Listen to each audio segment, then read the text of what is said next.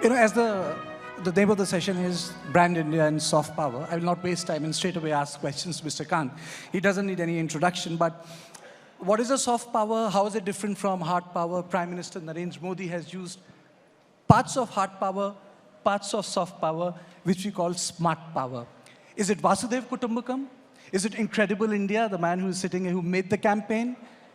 Or is it about Samman, Samvad, Samriddhi, Sanskriti, Evam Suraksha, which is part of our approach? Is it spirituality? As Barun very rightly pointed out, is it about that attractiveness, pride in India's ancient past, which is part of the Prime Minister's public diplomacy? Is it cultural circuit? Is it Ramayana circuit? Is it diaspora politics? Or is it plain, simple developmental work of Indian government, which is making schools, dams, not putting boots on ground? It's democracy, not dictatorship. So let me begin straight away, sir. You shepherded G20. Was it soft power? Was it hard power? Or was it smart power? I think it was a blend of both the soft and the hard power. The soft power in terms of doing the G20 in over 220 different cities of India, doing it in several states of India, almost all the states and union territories of India, going back and using all our inherent cultural content. Every state brought its great art, culture, music all together, and ensuring that we are able to improve our cities during G20 in terms of drainage, sewage, solid waste, and also project India as Vasudev Kutumbakam, that is one earth, one family, one future. Because of our civilizational strength, that is, we may be, the whole world may have different political ideologies, may have different political leanings, different geographical boundaries, but we all come from one cosmos, and that cosmic power we use to really differentiate India from the rest of the world during G20. Sir, I want to spend some more time on G20, and of course you have literally shepherded the whole G20 initiative, and in fact it went well beyond a festival. Festivals have a start time and an end time, and streets are decorated for a while. But look at New Delhi right now, for example. We are still dotted with G20. G20, thanks to you, has pretty much become part of the DNA of the country right now. Now, I want to understand from you in the context of soft power, is soft power anything more than great packaging over a product that already is robust? So, soft power is a concept which was used by an American professor. 1990. Yeah, Joseph Nye, and he used it to say that it's not America which is famous because of its hard power, because of its economic strength, but it's famous because of its huge ability to have an impact on the minds of people across the world. And that's because of the brands it has created. In the Indian context during G20, we were able to straddle different worlds. We were able to bring G7 together. We were able to bring all the emerging markets together. We were able to bring Russia, China all together. On all 83 paras, bring consensus on all paras. It demonstrated India's great ability to work with all countries of the world and bring consensus. The important thing about multilateral is nothing works without a consensus. To bring consensus on issues of development, on issues of sustainable development. Would you call it diplomacy, sir? Would you call it soft power? What is that thin line between diplomacy and soft power? So the thin line was a great combination of India's hard power, the fact that India was growing at rapid rates. It was a great combination of unique political leadership. If it wasn't for the stature and the great standing of the Prime Minister, it would have been very difficult to get consensus in the Russia-Ukraine para.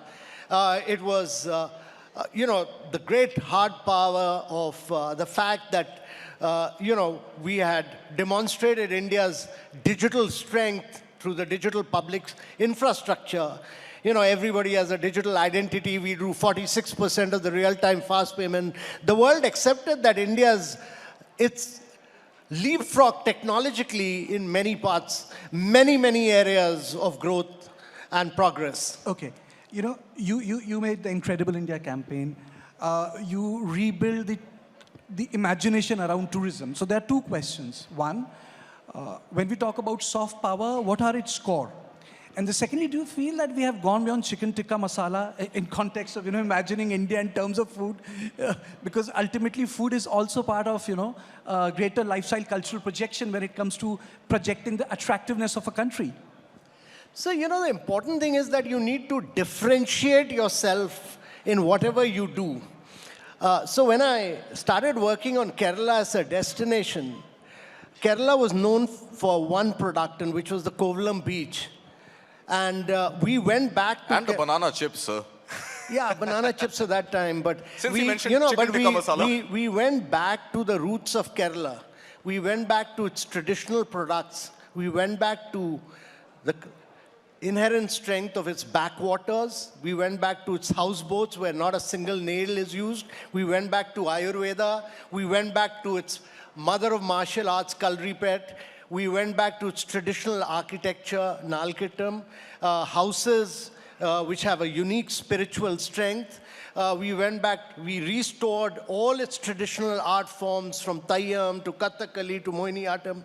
And later when I came here and did the Incredible India brand, we went back to Ayurveda, we went back to yoga, we went back to meditation. So you need to there are 250 destinations competing with each other in the tourism marketplace. How do you differentiate yourself from the rest? You can never do it by aping the West. Sir, but in the context of India, sorry to cut you short, is that an opportunity or a challenge that we are so diverse? Is it easy, or, I'm sure it's not easy, but is it even plausible to create a unique identity for brand India given the diversity? Yeah, so the challenge is that India is bigger than 24 countries of Europe, plus another Yeah, so about is it a 30,000. challenge or an opportunity?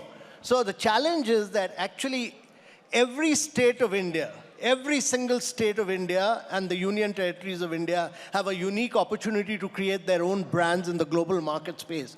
And tourism can grow and prosper much like what Rajasthan has done, much like what Kashmir has done, much like what Kerala has done. If every state of India becomes a global tourism brand, India's tourism will grow by 10x simply by doing that. So, tourism is the biggest job creator. Its multiplier impact is enormous. And every state of India must take this opportunity of really driving travel and tourism. So ODOP, should that now progress from one district, one product to one district, one tourism? Is there merit in considering a services-based argument for ODOP? So I don't think there's merit in one district, one tourism, but there's definitely merit in one state, one tourism, because tourism is a private sector play.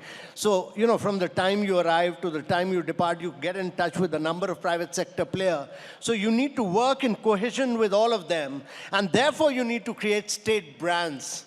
And these are very large states. Look at Uttar Pradesh. If it was a country, it would be the 5th largest country in the world. So, you have enormous strengths of...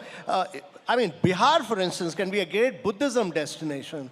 UP can be a great Ramayana circuit. Even Chhattisgarh, Jharkhand have tremendous potential.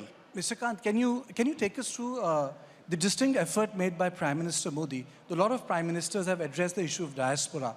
There are two types of diaspora: economic opportunity diaspora, and one diaspora is a result of colonialism, indentured labor, Mauritius, Suriname, even Myanmar. These are the places where people remember what it meant to be an Indian in India, in Bharat. So when we look for the Bharatiyata, and I'm not using the word Indian, Bharatiyata, Prime Minister Modi made a special effort in the last 9.5 years of his tenure to marshal that diaspora. How has that worked for creating a new brand, Bharat, and for marshalling those resources for betterment of Bharat? So one, let me first say that there's been an enormous, huge effort by the Prime Minister on his every single trip to mobilize, to actually communicate one-to-one with India's diaspora and create a sense of pride, great sense of honor, a great sense of giving them the feeling that what India has achieved in the last 9 years. And it's important to convey to them what India has achieved.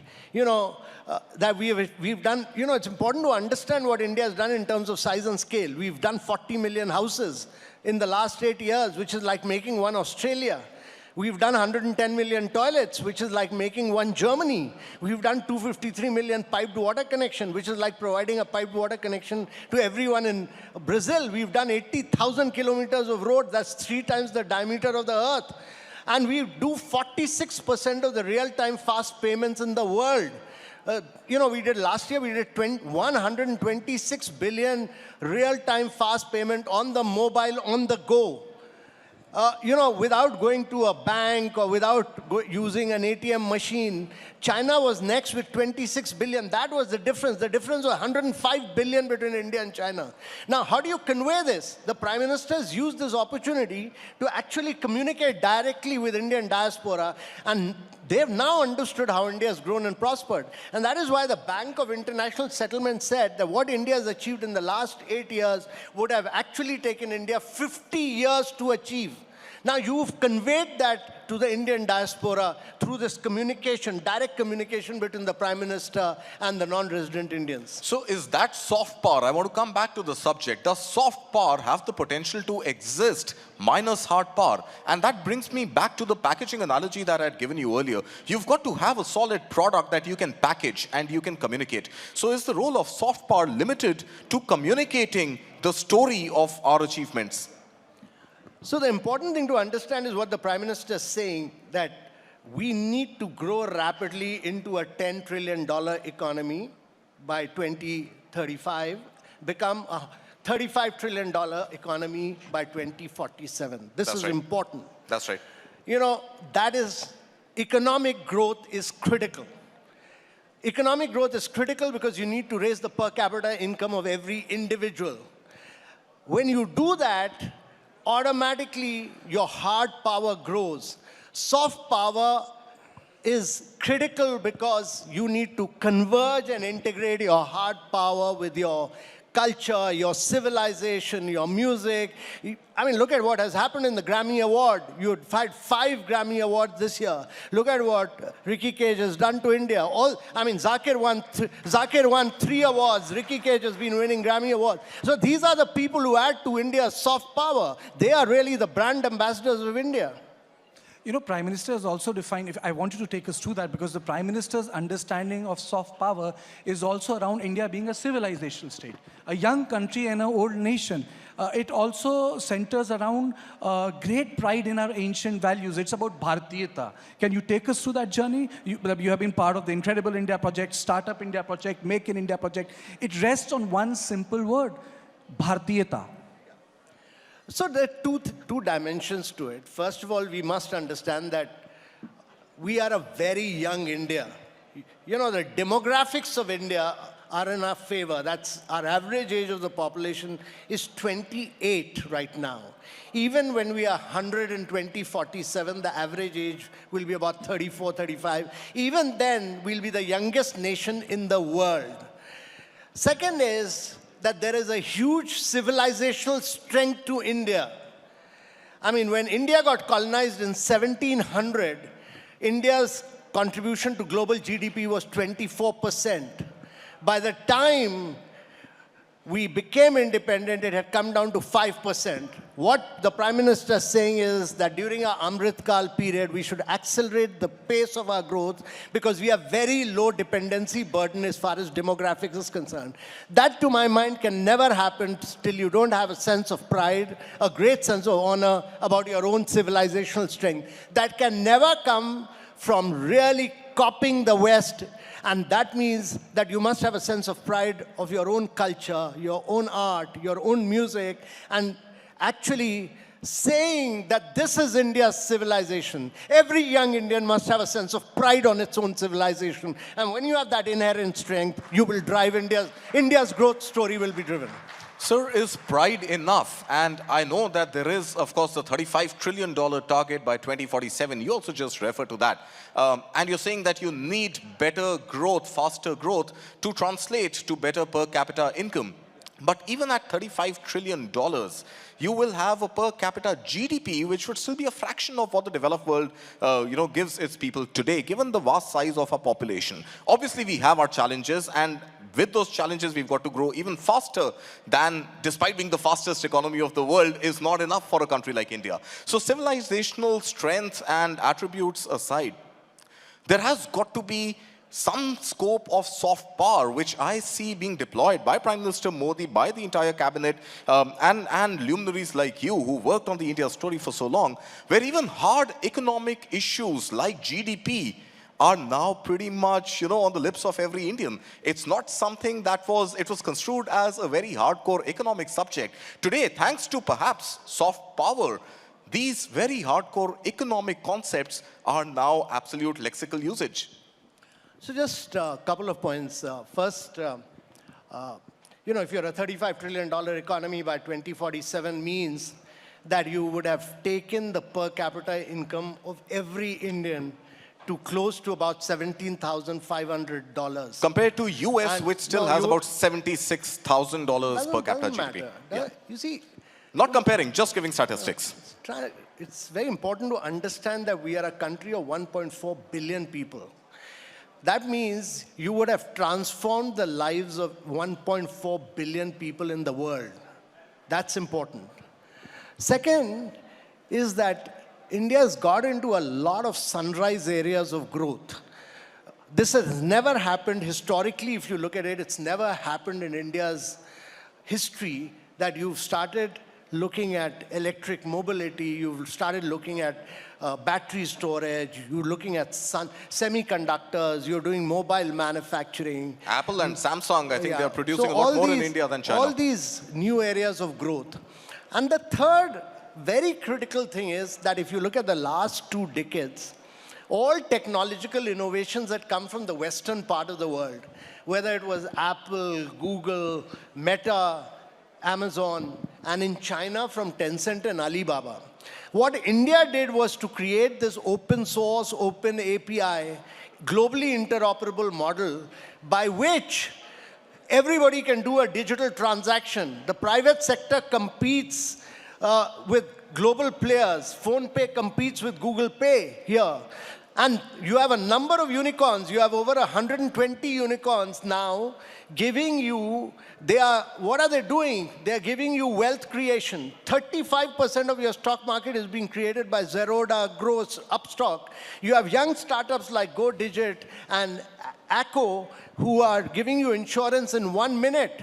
So what has happened is that in India, on the mobile, on the go, you can do fast payment, you can do wealth creation, you can do credit, you can do insurance, all in 30 seconds to 1 minute. This doesn't happen anywhere in the world. Nowhere in the world does this happen. Okay. And nowhere in the world has any country lifted, what has India done? It has lifted 25 million people above the poverty line in the last 9 years. Nowhere else in the world has this happened. Yeah. Absolutely. Yeah. 2 quick questions. One, I have wrestled with. Is soft power a process or a product? And the second thing is, so if you look at the soft power approach of India, often we have seen that the soft power, because we have looked into the potentials of soft power in terms of branding. Second question is also about the challenges. It fails to change the behavior of the neighboring state because of political instability. Look at Afghanistan. We built schools, we built Salma Dam. The behavior did not change. Prime Minister Atal Bihari Vajpayee's initiative of Kashmiriyat, free trade, movement of people, it didn't really change the sentiment of the Pakistani army. Or the Act East Asia policy from Narasimha Rao to Act East Asia of Prime Minister Modi. Now there's a fence coming up because the state is collapsing. So 2 questions. Is soft power product or a process? And secondly, how do we deal in this context of soft power that just doesn't change the behavior of our neighboring countries? So first of all, without getting into theoretical proposition, let me say that soft power is both a process, because it's evolutionary in nature. To build a brand is a time-taking process. And it's eventually becomes a product. So India needs to build a lot of global brands. India's private sector needs to build a huge number of global brands so that they will add value to India's soft power in the long run. And the second, my response to your question is that we should continue to work very hard. We are living in a very complex neighborhood. No other country in the world has the neighborhood which India has in terms of Afghanistan, Pakistan, China. We should continue our efforts in good neighborly relations with everyone. And that is a process which will take time. And you will have political turmoil in neighborhoods all the time. Irrespective of this, we should continue to build person-to-person relationship. You know, before the session was starting, both me, he's Karthik and I'm Karthike, you know, we were talking about the investment which Prime Minister makes in context of tourism. You know, today he went for a deep sea dive at Beth, Dwarka, Sudarshan Setu. Prime Minister's investment in tourism is path-breaking. He makes it a point. Can you take us through what are the reasons why he's making such a personal investment when it comes to our own country? And if I can just add one little 2 cents to that question, are we likely to see tourism don the flavor of nationalism, #Lakshadweep, or temple tourism, #Ayodhya?